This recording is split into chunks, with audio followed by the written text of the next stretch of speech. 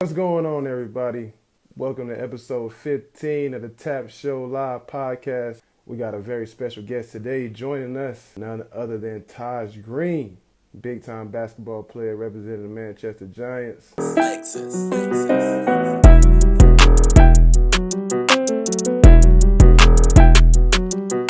there he is, the man, the rookie of the year. What's going on, brother? Sure, man. How you? I'm all right, bro. I appreciate you taking out the time to come in and join the TAAP Show Live Podcast, bro. Hey, we talked about this when we dapped up, so, I had to. For people that don't know, this is Tahj Green, first year out of Benedict College. You know what I mean? The most exciting player in the British Basketball League. I give you that title. Appreciate that. Straight killer. And then, like you said, bro, the last 10 seconds of the game, I came over to you, said, man, hey, I got to get you on my podcast. You said, I'm with it. And so for everybody that don't know this, man, I'm still getting to know you, but I can already tell you a real one. You know what I mean? So, like I said, bro, appreciate you joining the show. You've been having a great season this year. You've been killing it. You've been making it look easy, bro. Is it easy?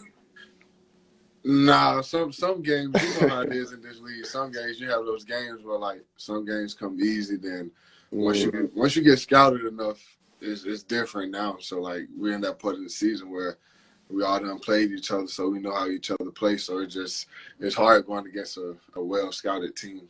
Yeah, bro. Like I said, I'm just first time we had a little conversation during the game, bro. I'm proud of you. You know what I mean? I don't even know you like that, but I seen that you went to an HBCU. Yeah. You're handling your business, you know what I'm saying? You're not getting in no trouble off the court. I can tell you putting on for your hood, your family, your school. So, I was like, nah, that's some stand-up stuff. And I would support anybody that attended at HBCU, whether it be Savannah State, my school, or anybody. Yeah, don't do that. You know, I got a little beef with Savannah State. Hey, I bet you do. We got beef with y'all way before you even went there. You feel me? Yeah, it's crazy. They play each other in this next round. We might have to come up with a little bet then for sure. We can do that. Yeah, was it a championship game they met up last year? Yeah, we played them in championship. Yeah. Oh, you was there Oh, damn. Yeah, they had us up 30 halftime. See, Snoop, the only Snoop, he was killing us. So they had us up 30 halftime, and then we kind of brought it back. But by the time them last 5 minutes came, it was kind of tough. So we didn't have enough for it. Yeah, I feel you. How y'all do your last year though? Where'd y'all finish? We went 22-7. Okay. So we had a good season. It just that last game we started off slow, and we thought we was gonna play Morehouse. So you know how when you think you're gonna play one team, and then you're not ready for that one team. And we already beat Savannah State, I think, twice that year. So it's hard beating the team 3 times. So big facts. They just came out with some fire, and they just won. And give it to them. Big facts. Shout out to my school. But one thing that's seriously like a true statement and you really can't really prepare for is March Madness. Like you said, y'all went 22-7 the whole year. Y'all beat Savannah State twice. But something about that conference tournament, something about it being March and, towards the end of the season, of course, you want to win the title, that sometimes that underdog team could pull up a big upset. You know what I mean? We see it year after year in the NCAA tournament, and no matter what division it is, it happens. So, I know you killed it. You had a great season. You went on playing that HBCU All-Star game. So, sometimes it happens, bro. You know what I'm saying? But you here now. So, overall, you made the big picture. So, congrats to you, bro. But, yeah, man, like I said, we got Tahj Green on the TAAP Show Live Podcast. Just quickly tell the people about yourself and your background and all that. Well, I was born in Rome, Georgia. I was raised in Columbia. What? You from Georgia? Oh, yeah, that's where I was born at. So that's my dad's side of the family. That's all my dad's side of the family. And I was raised in Columbia, South Carolina. But my mom's family, Columbia, Georgia, and Alabama. The youngest out of 5, mama's boy for sure. That's my main lady.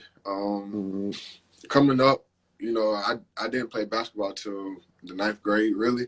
I was more into football, American football for the ones, that's British. I'm glad you played up for the British viewers. Yeah, so I was playing wide receiver, so I was more into football until my last football coach told me, he was like stop. He told me stop playing it because I didn't like getting hit, but I like doing the hitting. So I stopped, and he told me give basketball a try. And once I did, I played 8th grade year, but that was like that try year to see if I really like it or not. So going into high school, I went to C.A. Johnson High School. Played JV my 9th grade year. That's when I kind of felt like basketball was for me. And then once I got 10th grade, played varsity, won the championship. And that coach that I had, Coach Jarvis, he's hands down probably the best coach I ever had, because he broke basically all, in high school, you have that little soft mentality, have the little attitude, think you know everything. So he was that type of coach to where I went to a rough school, so he was the type of coach where, it got kind of get a little physical with us. Like, we needed that father figure in most of our lives because, most of us didn't have, that father figure. So he was a huge part of my success now. Junior, senior, that's when I kind of hit my peak with basketball. My junior summer, that's when I started getting heavily recruited for basketball. I had a lot of D1s. My biggest college I had was University of Georgia, but at that time I was nothing but a little stick. So that process is either you go red shirt or you go JUCO. So I went JUCO, which is a junior college for the ones who don't know. 2 years, played my 2 years there at Spartanburg Methodist. First year, really didn't play as much. I had to go through that college process of, waiting your turn because I had people in front of me that was actually dogs. And the type of coach I had is, if you're not killing them in practice, you're not going to do it in the game. So we're not going to give you a chance to play unless it was a blowout. Second year, kind of finished strong, but we had a new coach, so a lot of stuff was switched up. Transferred to Benedict, sat out a year, played my first year there. Then COVID came around, played COVID year. That's by far been my best season of basketball. I averaged 17-10, and we went 9-1 that year, but we only had 10 games, so we didn't go to nationals. So after COVID, they gave us one more year. So this was my past year. Like I said, went 22-7, won Player of the Year, won MVP of the HBCU All-Star Game. So that was basically the top HBCU players in our HBCUs that they felt like. That's big time, bro. Yeah, and I won MVP of the first one. And so my name in that record book already as the first one. Then I got to my pro, situation. I had some NBA looks, some G League looks, but a lot of people don't know, like, once you go to a HBCU, like, if you ain't at the top one and you ain't killing, then it's like they gonna overlook you. They gonna feel like you're an underdog. So for now sure. I'm in a position now, blessed to be overseas in Manchester, in the BBL. So, I mean, it's a great league. So at the end of the day, I can build from here. There's not a league that you can't build from. So you come in, really you can build from anywhere, just how you go in about it. But now I'm here and just, like I say, just doing what I'm doing now, being arguably the most exciting player in this league, and just loving it right now. That's been my process. Nah, bro, you appreciate you sharing your story, bro. Like you said, bro, you talking about you having to, go a tough coach that, kind of shaped you up and got you that discipline, and then you saying you had to go to college, like, and play behind some dogs, all show that all that, not adversity, but all the stuff you had to go through in order to get to where you at now with the Manchester Giants.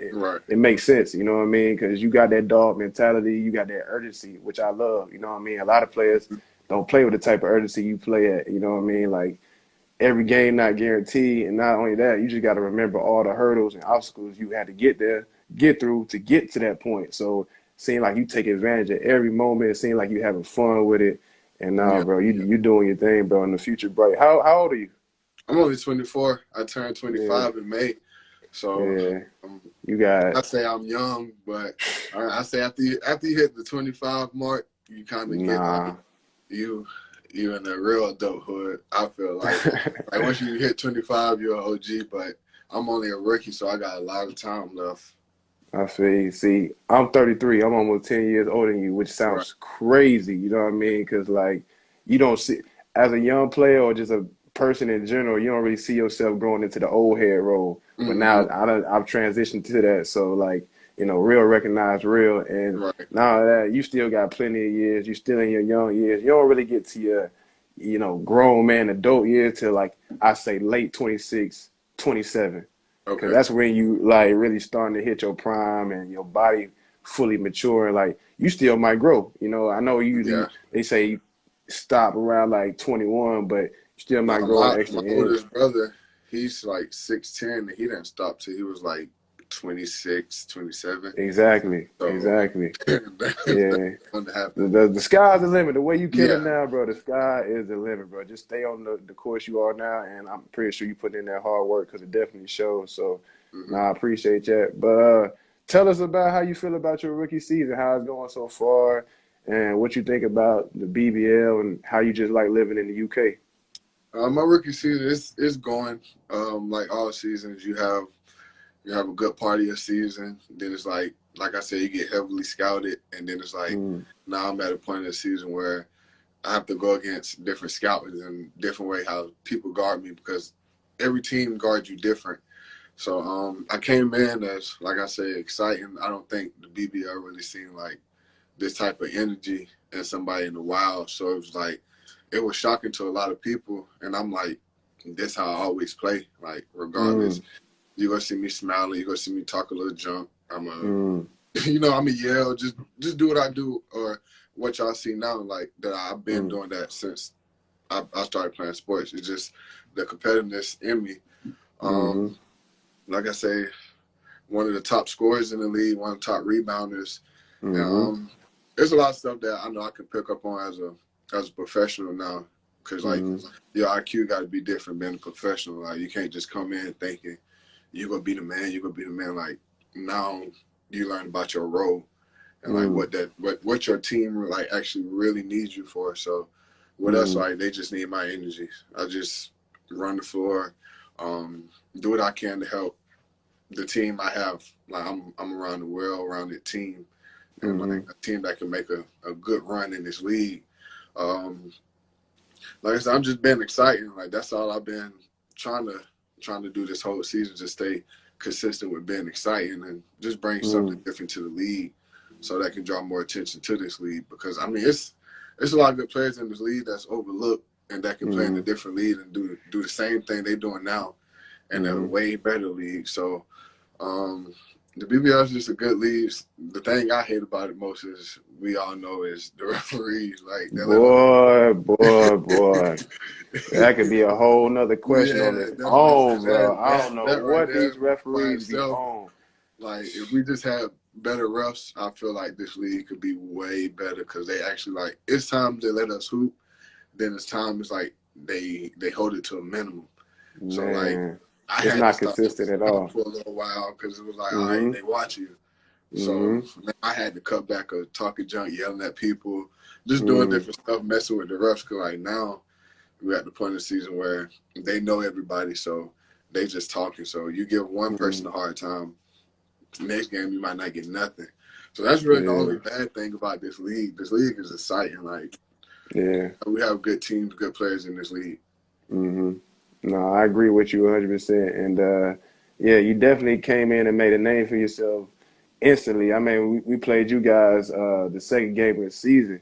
And I give credit to you, bro. You lit my ass up. I ain't expect that coming. I saw Benedict College. I said, oh, he a rookie. D2 school. I know, Savannah State D2, but we were D1 when I was there. I ain't no cocky type player. I respect all my opponents, but I don't know. I seen what you did, but I was just like, I don't know if he could do it on that level. Sure enough, first play, caught it from the three-point line. I kind of like sagged off a little bit. You drained that thing. Then you came back, shot another. I said, hold on. He might be legit now. Hold on, you know what I mean? And, you guys ended up winning that game. And then sure enough, I think the next game y'all played Cheshire. Shout out to Jelani Watson-Gill. I played him when he was at Miles. Oh, okay. Yeah, I'm about to say, shout out to Jelani Watson-Gill, man. I see you doing your thing on Team GB. Want to give you a shout out. And I like that you went to a HBCU too, HBCU family. You did. We stick together. He actually went to Benedict before I got there. So, okay. Yeah, he's a Tiger really at heart. He really yeah. But no, I seen you play Cheshire the next game, and you went viral. As you know, you seen throw you off the glass. I said, hey, now, man, I'm talking to my point guard, Boo Man. I'm like, hey, my goal was to come in this year and be the best big man in the league. That boy Boo Man said, hey, nah, Tahj Green the best big man in the league. So, you feel me? Like, yeah, you've been putting the league on notice, and like over the past couple years, because I've been in the BBL for a while, it's been exciting players, but you up there with the like exciting standout players. Like your teammate Ramon Fletcher set the league on fire for at least a decade. He a 2-time MVP. Got a lot of respect for Fletch. You know what I mean? He did his thing. We had a lot of battles. He was exciting to watch. Still to this day, I don't know how we could not stop him from going to his left. You know what I mean? Like, he's still doing his thing. I try to stop it every day. You can't. You can't. And then we had players like Gino, who played for the Leicester Riders a few seasons ago. My boy Boo Man let the season on fire last year and kind of got hurt, but he was still doing his thing. And then, players like yourself, man, like, you're doing a good thing for the league. And we also got players like Sam Decker in the league this year doing their thing down in London. So, nah, bro, you having a great rookie season. And, like, that's why I had to ask you, is it easy, bro? Because you're making it a little easy. Nah, it'd be those games, like some games I might come in chilling, and then out of nowhere, the next game I might just come in on my regular type of energy, just off rip, talking junk to anybody, yelling. And you was a definitely exciting player. You're making it a little easy. And you just saying, like, that's one of the things for the young players that's watching this podcast, that will watch this podcast, is like, you got to keep constantly working on your game, keep constantly watching film, because like you said, you started off on a great start. You're still on a great start. You're top 5 in rebounds and points.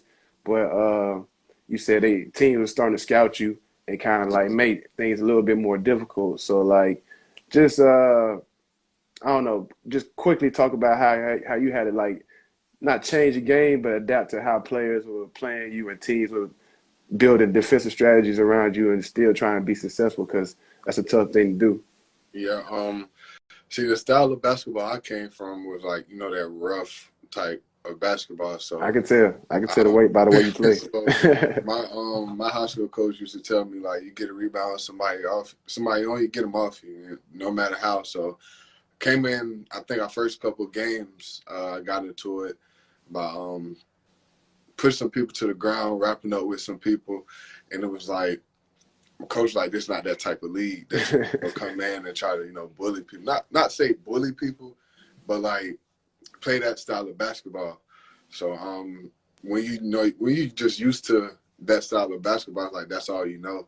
Like you just know roughness. Like you're not scared of really nothing. Not saying you scared or you tough. It's just that's the style of play like I always hoop with. Mm-hmm. So I just had to change by really just my IQ, and like certain things that I was doing, just had to stop doing it. Like getting on the rough nerves, talking about every call, yelling so much at people, talking junk so much. So now I keep it at a minimum. Like I talk junk, but then again, I have to hold back a little bit, because like the refs will tell me, like, all right, that's a warning. Like if we 1-2 warnings, but after that is, we know how these refs are. They'll just give you a tech and move on with it. And just really just being smarter with a lot of stuff I do now. Decision making, shots. When I first got here, I was kind of second guessing myself until I think after that Cheshire game, I was like, if I shoot the way I shot the ball at Cheshire, like if I just shoot off rip, more than likely that can happen, or it'll be a good miss if it's a miss. So just stop second guessing myself, and me, I just like pick up the pace of running. Like if nobody can keep up with you, you're on the floor, you're going to get easy buckets. So that's all I'm used to. That's the style of play, just getting up and down. In high school and college. I mean, high school, I really wasn't that much of a scorer. Like, I was athletic, so I just run. So I get a steal, just run, dunk. So I was just used to running rim to rim to where like I'm in the league now. You know, with the type of point guard I have, you run, he's going to find you easily. Like you ain't got to be looking for it; just fall right in your hands. So man, with him, it's a great point guard to play with, bro. I'm lucky to have that point guard to where like anything you do right and you're in that position, like he go find you. And like I just had to learn, like I wasn't gonna come in just thinking, oh, I'm the man or I'm gonna be the best person on this team, just be a top scorer. Like it was a humbling experience because for one, there's only me and one other rookie. Like these are vets I'm actually playing with. Like for one, as a professional, you know you're not just gonna come in and the vets already know the league. They know how it's gonna go, so you're not gonna be able to tell a vet basically what they already telling you that's not right. So luckily that I have Fletch, I have Dirk, I have Will Lee, that's arguably one of the best bigs. Seriously. One of the most deadly mid-range shooters in the league. To where listening to them and just getting different pointers, they kind of put me in the right direction of how to switch, you know, different things, especially Dirk, especially outside of the court. With like just different issues with life. I feel like I relate with Dirk a lot because he came up in Birmingham, Alabama, so he know, you know, the rough area or just different stuff. Like I feel like off the court issues I can go to him about. I mean Fletch too, but I just relate to Dirk more because we kind of came up, you know, the same way. But that's just really it. Nah, bro. You said two things that really struck me. First of all, you having to adapt like your style of play and kind of like your personality on the court, you know what I mean? You loud and in your face, which is celebrated from where we from in the States, you know what I mean? Like you said, you had coaches telling you, once you get that rebound, hey, by any means necessary, get them up off you. And that's how a lot of players are coaching, including myself, you know what I mean? We don't really, I say the basketball culture in the States is like we try to get rid of anything that's soft. You know what I mean? We got to have warriors on the court, people that trying to just grind out on the floor, take a charge, do anything for the team that's, you know, to get that win. And that kind of like creeping to you because, like, for me, my favorite player is Kevin Garnett. I love the way he played basketball, that trash talking in your face, you know, not really caring about what nobody thinks. But like you said, one thing that people don't really tell you about going overseas is that you're going to have to adjust because their culture isn't our culture. You know what I mean? They don't really, I'm not saying which, you know, being in your face or being loud or clapping when you dunk on somebody is a bad thing, but you don't want to get texts. You don't want to get, you know, a bad reputation and that you get referees kind of like singling you out and giving you bad calls. So it's amazing that you had to, you know, you realize that and you had to adjust. You're still playing at a high level. And I know you still talk your smack, but you do it in a different way. You know what I mean? And then, cause like my boy Boo Man, when he was here, you know, he straight up out of Chirac, Chicago. So yeah, man, Boo Man got into it the first time. Exactly. So it's like when about it.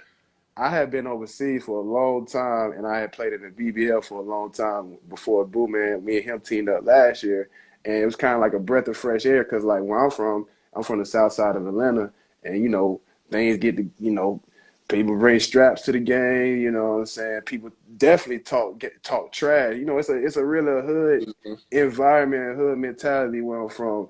So when I came overseas, I had to do the same thing like you. I had to tone it down a bit. I had to change up. So for a long time, I really ain't trash talk with nobody or really beef or just be up in nobody's face before Boo Man came. Sure enough, when Boo Man came back, he just like, I don't know, lit the fire on how I used to be, you know what I mean? Because he came up, man, you all this in people's face, throwing up gang signs, cussing them out, telling you we, you feel me, and loud and boisterous. And I was like, man, bro, I kind of missed this feeling, you know what I mean? But like you said, in the beginning, they do try to get you to tone down and, you know, be more of a, I don't know, just non-in-your-face type player. But I would say to you as a vet who's been in the league now, you could get back to talking your trash because they know who you are now. You feel me? Like they were just trying to kind of like G-check you as a rookie, be like, all right, you new here. We don't really know you. You don't know us. Calm down.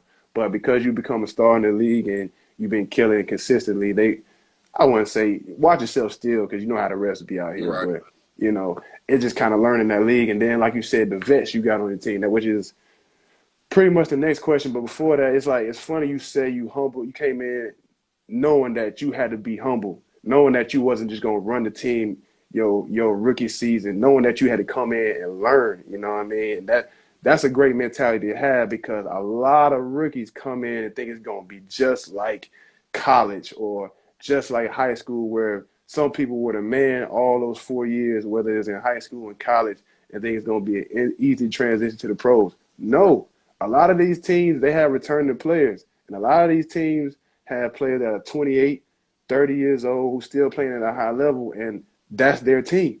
So you just can't come in and call in shots and say, oh, we're going to run this a new way. We're going to do this a certain way. No, because I'm not going to name no names, but you played them in against them in the HBCU All-Star Classic. That's how he came in. He came in the worst way possible. He came in thinking everybody's trash. He came in thinking everybody's beneath him. And what that do? Sent him home. Got him released. Wasn't even out here for more than a month, really. You know what I mean? And I'm not trying to talk down on him, but like I said, for the young people watching this podcast and the young hoopers that see this, that want to be overseas basketball players and NBA players, for your first year, come in humble and ready to learn and work your ass off. That's how you get better as a player your rookie season. You don't know everything. Everything's new to you. Embrace it. Try to learn, and then as you learn, add it to your game, and then when it's your turn to be a vet, you could do the same thing in return. You know what I mean? So with that being said, speak on your vets, man. Like you said, what you think about Dirk Williams, great guy. Well, our team Ramon overall, Fletcher. Yeah, go ahead. The team y'all see, we full of clowns. Like, I mean, I'm pretty sure most teams is like that. Yeah. But like, it's really never a dull moment with us. Like, Yeah. Dirk by far is probably the childish person in the BBL. Shout out to Dirk.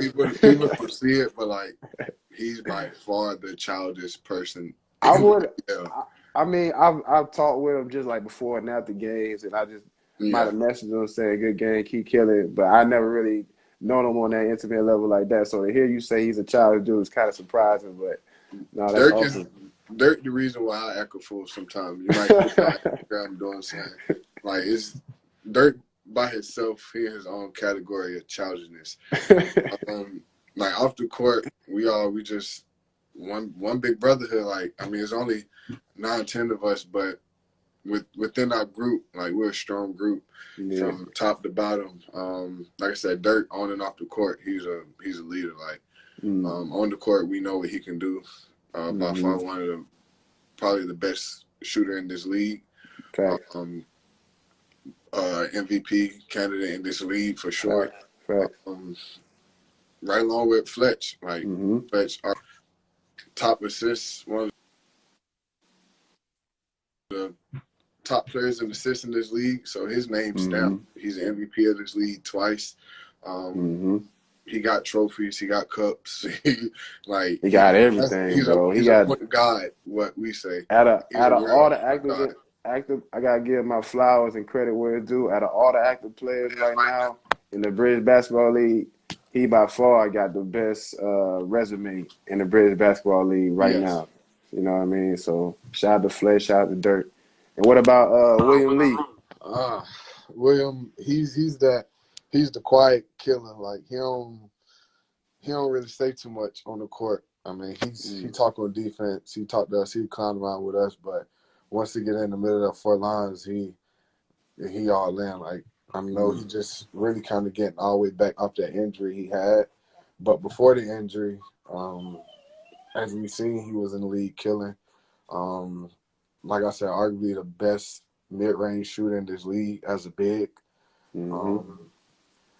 He's one of the most athletic bigs in this league. So it's like, I'm around a good group. And I gotta shout out my boy Ant. Ant is childish too. Ant,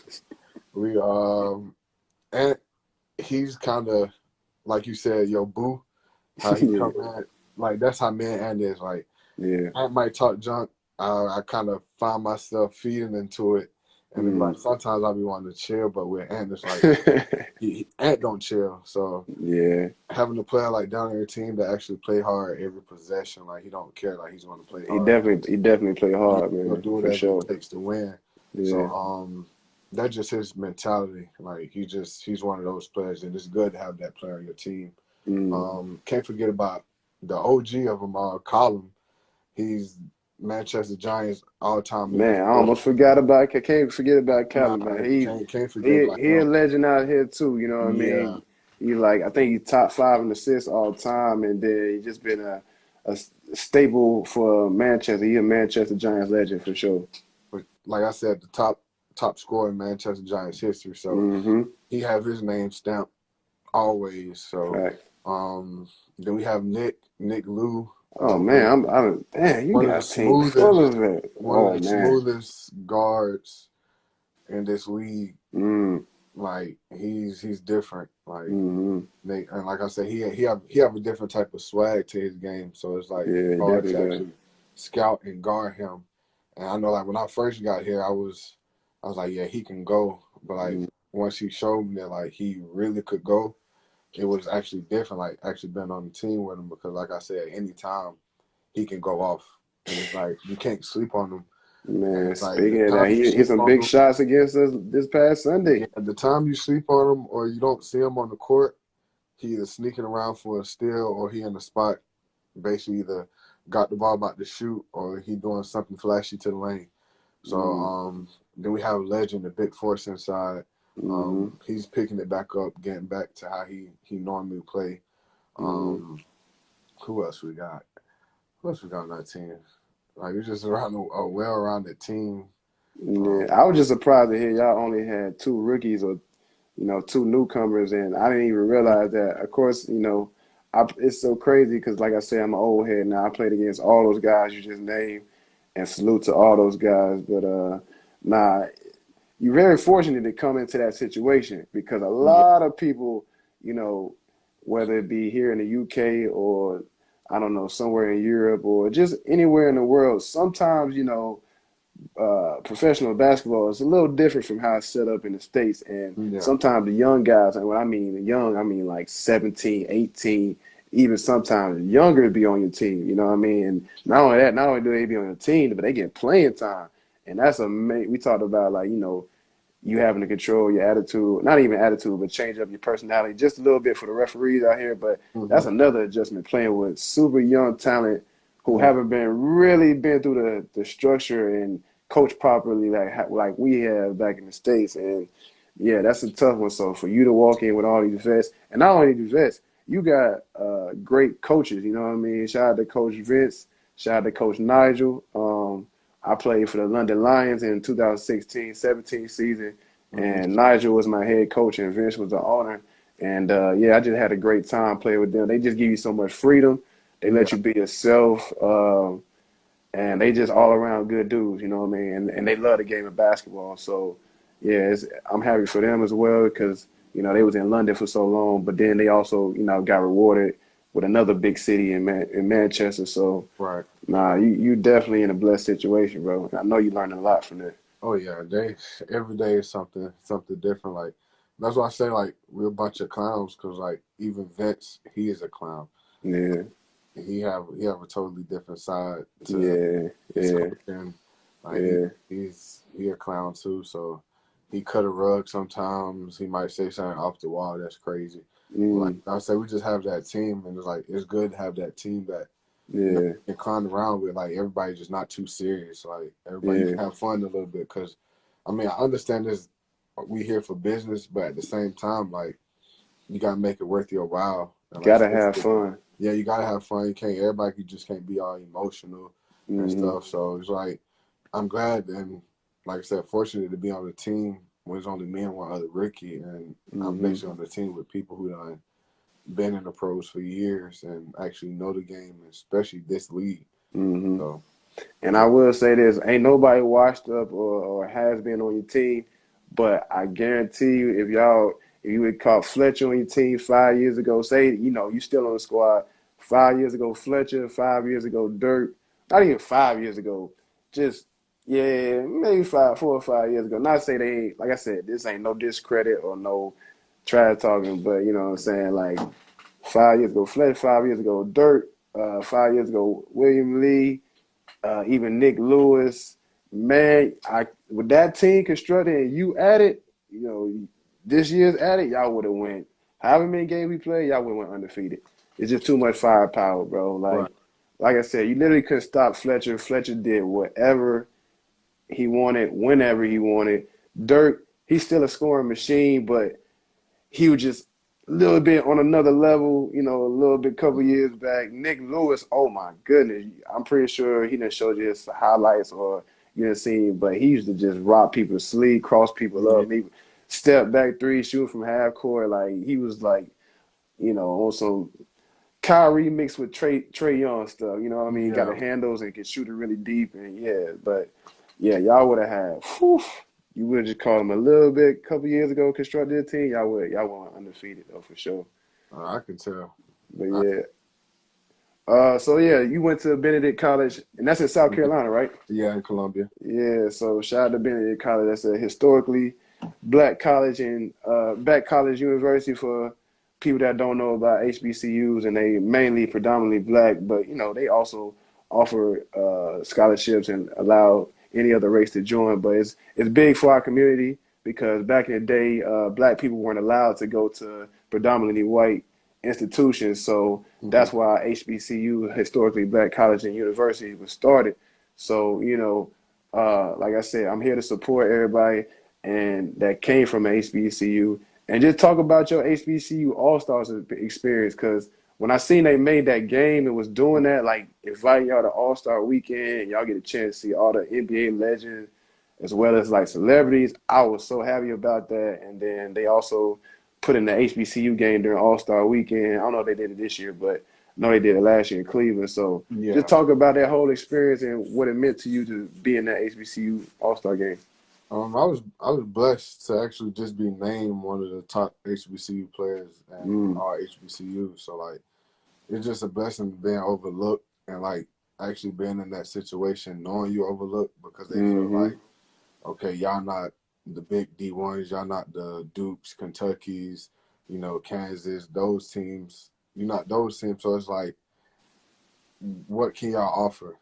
So with that, I'm glad Coach Travis, the owner of it, Coach Travis Williams, he brought it around because I know they did a game before the All-Star game I played, and they did a game, and then I think it kind of made some noise, but once he did this All-Star game and the names who he had in it kind of brought more into it, and then we did in New Orleans.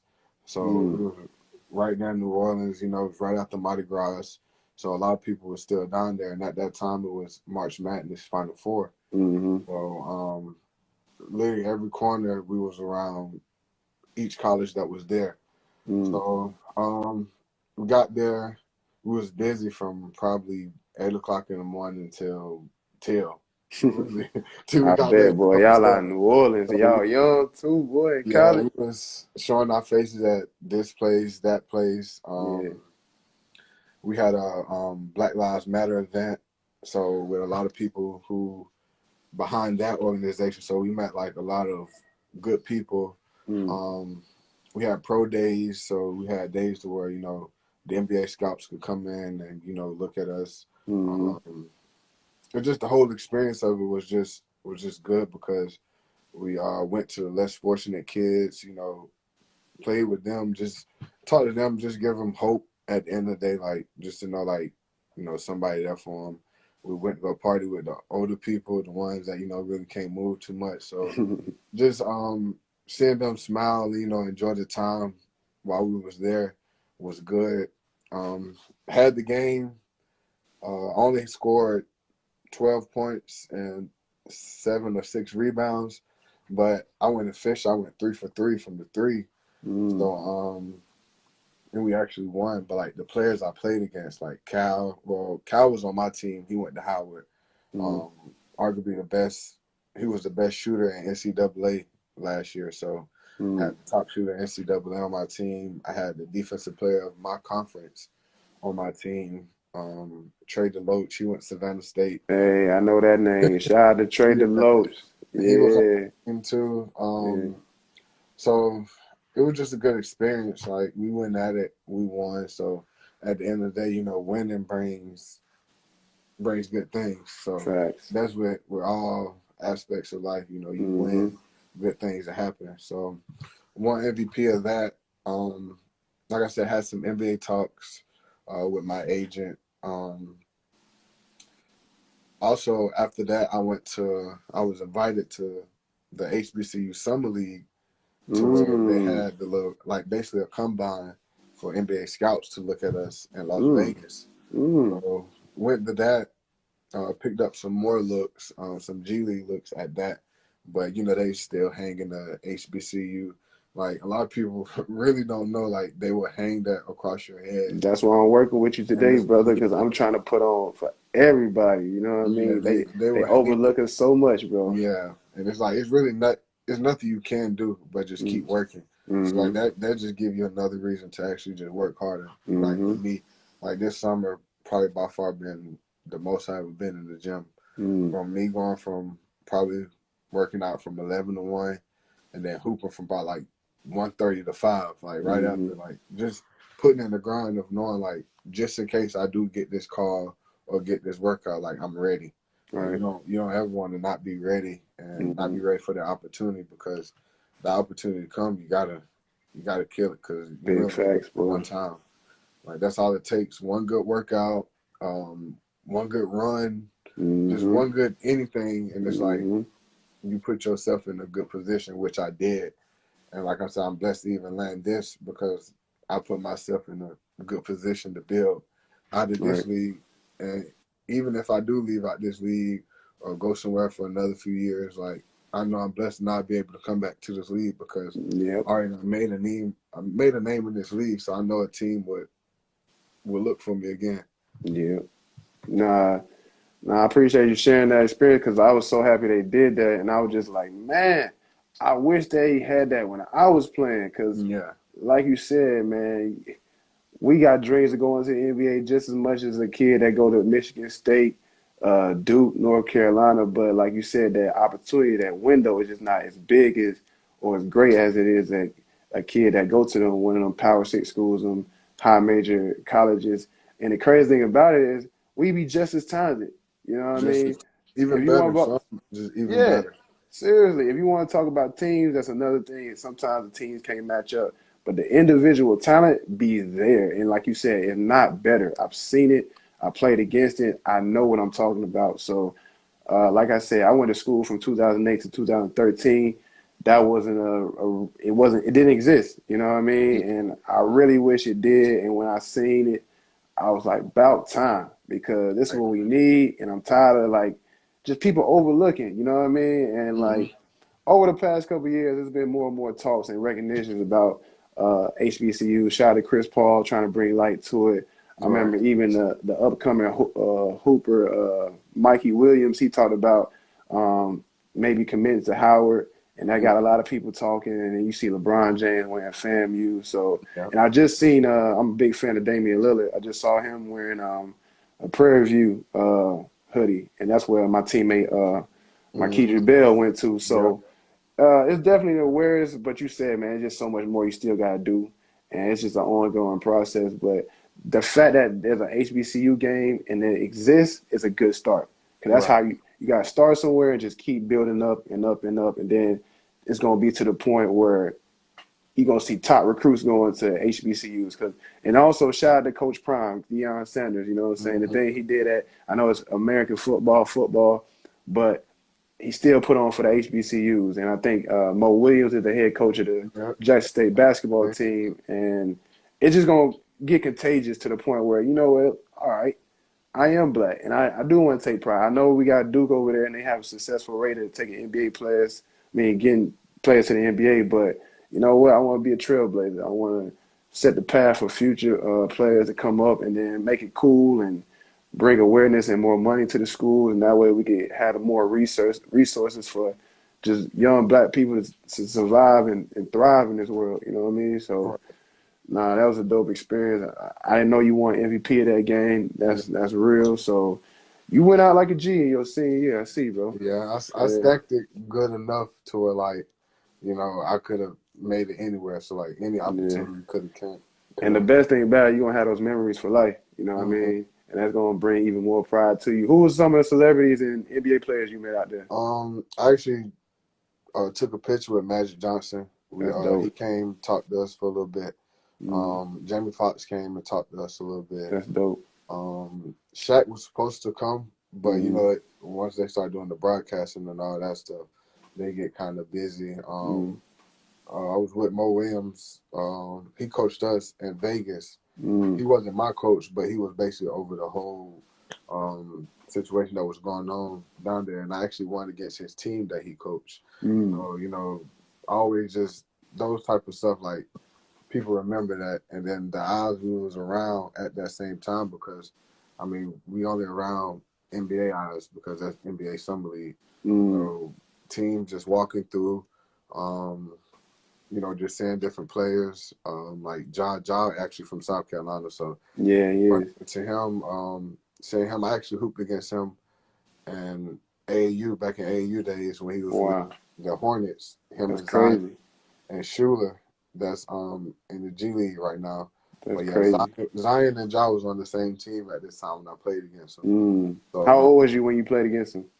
That was my junior year summer going into my senior year. So I was Oh, so you seen the legit side of it. Like, it wasn't like the 11, 12. This was when, like, Zion was at his peak. Yeah. And this one, Ja was, like, kind of getting noticed, but, like, he was really overlooked too because the school he went to, he was from the country. But it's crazy because he always played the way he played now. He just was dunking on people. So he just added that to his game, just dunking on people. But, like, back in high school, he'll lay you. Like I said, the way he played now, he been playing like that. So just playing against those players back in the day, like, even my AAU days, I played against a lot of NBA players now because I played on the Under Armour circuit. So I'm playing against Josh Jackson, Miles Bridges on the same team, Billy Preston, Terrence Ferguson on the same team, Amadou who played for Thunder. So it's like I played against Baum. I had to guard Baum, man. That probably was. I was like, nah, I never guard him again. So he's that one player. I was like, I match up with him on the court. I might be one. I might just play help side with him and guard him too much. Yeah. But just being around them was a good experience, and it just make you feel like even if you was there, it's like you can hold your own. So that just was the main feeling about it.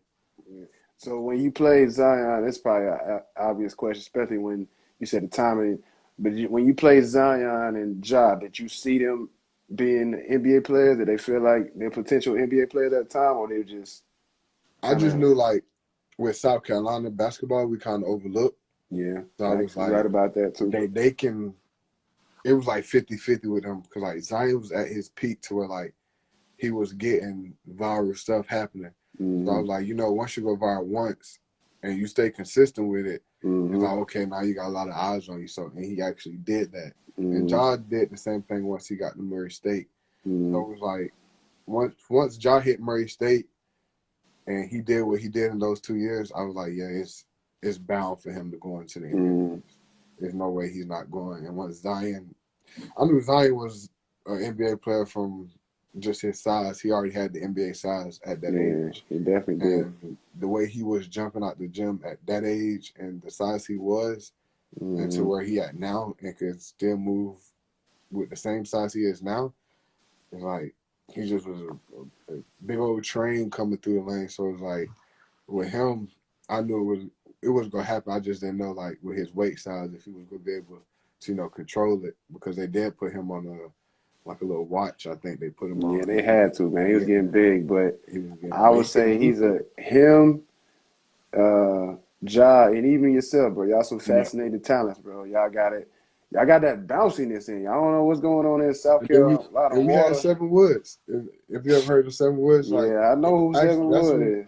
That's who I was on the team with. So me and him play AAU together. So actually playing with him at that time when he was, I didn't play with him when he was 14. So At the age of 14, he was a top 14-year-old in the world. Oh yeah, he was that guy for sure. So I got him right before, like I said, my junior year summer.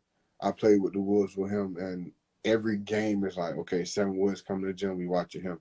It don't matter who they play. So being on the team with somebody like that just draws attention. And the type of player he was, like, he wanted everybody to eat.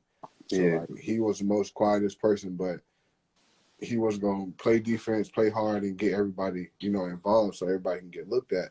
And like I say, really with him on that team, it just brought so many eyes, so many different coaches, so many different scouts who are like, you was bound to get looked at if you just played good. Yeah. Now, shout out the whole state of South Carolina, man. Y'all putting some talent out there. And, y'all doing y'all thing right now. And the last question I ask you, I'll let you go after this. Like I said, man, I'm off about just putting on I'm the elder statesman, I'm the old head, whatever you want to call it, the OG. And I'm just trying to help out anybody that's trying to, like, all the young hoopers that got big dreams, or whether they want to play in the NBA or just make it as a professional basketball player. What advice would you give to a young hooper that got dreams of going pro?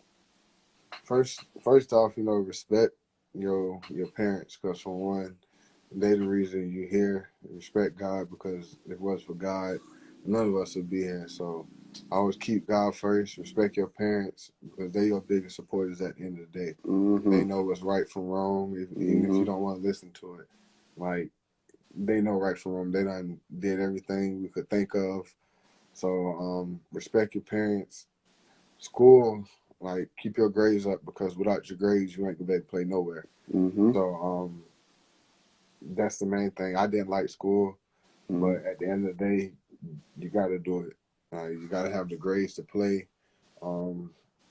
Outside of school, just know who you are. Like, be humble always.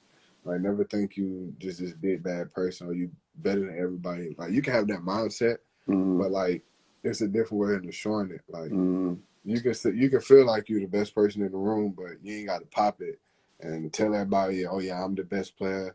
I do this, that, the third, and then don't show up. Right. So it's like you got to be humble. Put the work in. Like, the work gonna show.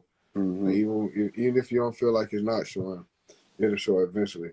Right. Like, one thing to do is just keep working. Like, work. Like, your summer should be filled with just work. You don't have school, especially for the young hoopers. The ones in the States, you got AAU. Like, go make a name in AAU. Like, you will be around a lot of odds that whole summer. So, and just be true to yourself. Never switch up. Like, don't switch up because you're doing good, because you got it better than somebody. Like, that's why I always say just be humble, because if you be humble, good things happen. And I always pray. Like I said, pray, manifest, believe in your goals, write them down. Do what you need to do to feel like, you can make it. Like, never feel like you can't do something. Like, it's just a lot of stuff. I can go on and on. Nah. It's just the main things. And, like, just stay true to who you are. Like, don't ever switch up, because the time you switch up, that's going to be the time things not going to go your way. Like, just be humble always. Hey, man, I appreciate that, brother. That was perfect words. Keep killing this season. I'm even though we ain't in the same squad, but I'm cheering for you. I'm supporting you, bro. And disclaimer, this man, for everybody watching, this man done dunked on me twice this season. Twice, not one time. The first one, okay. Twice. The first one, I don't know. The first one was iffy. I respect it. That's why I say you a real one. The first one was iffy, because that was really like a rim stuff, and it just. The last one, I didn't know. Like, that's why I didn't celebrate, because I told Ant. Ant came down. He was like, "You ain't gonna celebrate," and I'm like, I didn't know somebody jumped me until after. They were like, "Yeah, you got dunked on son." I was like, "Dang." Like, not my HBCU boy. That's why I told him, I said, not my HBCU boy. So, my bad. I mean, we got to see all Hey, don't apologize, man. Don't apologize. I talked about this with my boy on the last podcast, bro. You play basketball long enough, you play basketball at a high level, you're going to get poked on. You know what I mean? And, not on no cocky stuff or discredit you, but just me being my prideful self. I felt like maybe 5 years ago, we talked about 5 years ago, Fletch, 5 years ago. I might have would have blocked that, you know what I mean? But yeah, because I'm older that now. was off vert. So I was about to say, surprised myself.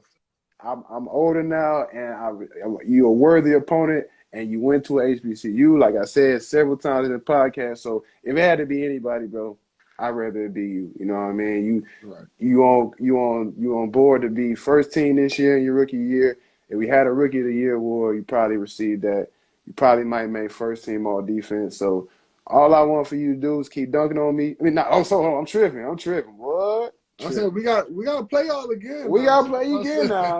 I got something for you, dude. I got something for you. We really supposed to win that last game, but y'all battled. Y'all hit some big shots. William Lee hit a big shot. You was battling. You had a damn near triple double, so you did your thing. Y'all earned that. But we'll see you again. And yeah, we gonna battle, and we gonna have some words like we always do. But nah, appreciate you for coming on. Appreciate you for having me, man. Appreciate everybody that tuned in to the TAAP Show Live Podcast. We're going to put this over on YouTube when I get a chance. But, yeah, bro, keep going up, bro. DeVale, what up, G? But, Tahj, keep going up. You got a bright future. And even like you said, too, bro, you're doing so well this year. Whether you come back to Manchester or you go to some other team, you done earned yourself a job, whether it be with the Giants for next season or another team next year, and then you done made such a good first impression against other teams that they would love to pick you up too. You know what I mean? So keep going, doing good, brother. Don't get in no trouble off the court. Keep learning from your vets, and appreciate you coming on the show, bro. I got you. Appreciate you. I'll be back. On the podcast. Yeah, I'll say I'm gonna have you again. I'm gonna probably hit you up after the season, see how everything goes, see what kind of awards you got, and how we finish both of our teams, and yeah, we'll chop it up again. All right, see you soon. Appreciate it. Love, bro. Appreciate you.